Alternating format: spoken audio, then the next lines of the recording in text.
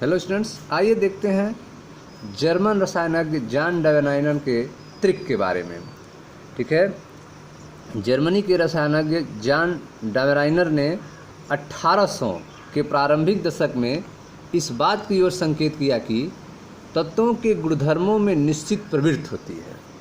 ठीक है, जर्मनी के रसायनज्ञ जो हैं जान डावेनाइनर हैं, उन्होंने सन 1800 के प्रारंभिक दशक में इस बात की ओर उन्होंने संकेत किया कि तत्वों के जो गुणधर्म होते हैं उनमें निश्चित प्रवृत्ति होती है। सन 1929 में उन्होंने समान भौतिक और रासायनिक गुणों वाले 3 तत्वों के समूह की तरफ ध्यान आकर्षित किया। ठीक है, 1829 में उन्होंने समान भौतिक और रासायनिक गुणों वाले 3 तत्वों के समूहों अर्थात त्रिकों की तरफ ध्यान आकर्षित किया। उन्होंने यह भी पाया कि प्रत्येक त्रिक में जो बीच वाले तत्व हैं उनका परमाणु भार शेष दोनों तत्वों के परमाणु भार के औसत मान के लगभग बराबर था। ठीक है, सन 1829 में उन्होंने समान भौतिक और रासायनिक गुणों वाले 3 तत्वों के समूह अर्थात त्रिकों की तरफ ध्यान आकर्षित कराया। उन्होंने यह भी पाया कि प्रत्येक त्रिक में बीच वाले तत्व का परमाणु भार जो है वह शेष दोनों तत्वों के परमाणु भार के औसत मान के लगभग बराबर था। इसके साथ साथ उन्होंने यह भी बताया कि मध्य वाले तत्व के गुणधर्म जो होंगे, बीच वाले तत्व के जो गुणधर्म होंगे वे शेष दोनों तत्वों के गुणधर्म के मध्य में पाए जाएंगे, शेष दोनों तत्वों के गुणधर्म के बीच में पाए जाएंगे। ठीक है, चूंकि डावेनाइनर का त्रिक नियम जो है वह कुछ ही तत्वों के लिए सही पाया गया। डावेनाइनर का त्रिक नियम कुछ ही तत्वों के लिए सही पाया गया, इसलिए इसे महज एक संयोग समझकर इसका विचार छोड़ दिया गया।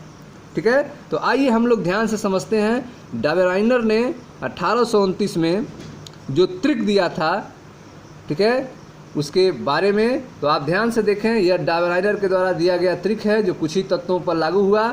जैसे हम तत्व देखते हैं लिथियम, सोडियम और पोटेशियम। लिथियम का परमाणु भार 7 होता है, पोटेशियम का परमाणु भार 39 होता है। इन दोनों का औसत अगर लिया जाए, ठीक है, तो 39 और 7 आप जोड़ेंगे तो 46 हो जाएगा, 46/2 करेंगे तो 23 आ जाएगा।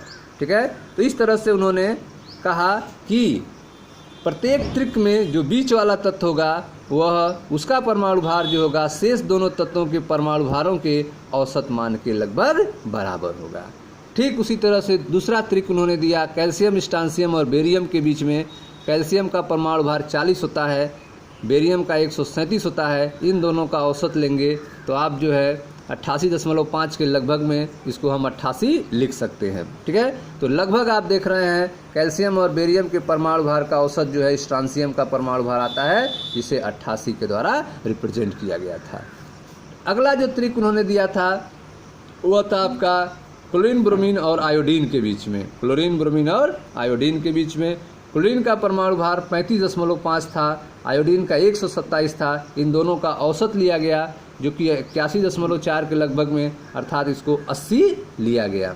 ठीक है, तो इस तरह से आप देख रहे हैं कि डावेनाइनर के त्रिक में यह बताया गया है कि प्रत्येक त्रिक के बीच वाला तत्व जो है परमाणु भार शेष दोनों तत्वों के परमाणु भार के औसत मान के बराबर था। इसके साथ साथ उन्होंने यह भी बताया कि जो गुणधर्म होंगे उनके मध्य वाले तत्व के गुणधर्म जो होंगे वह शेष दोनों तत्वों के गुणधर्म के मध्य में होंगे। ठीक है स्टूडेंट्स, डावेनाइनर का त्रिक नियम जो है यह कुछ ही तत्वों पर आप देख रहे हैं लागू होता है।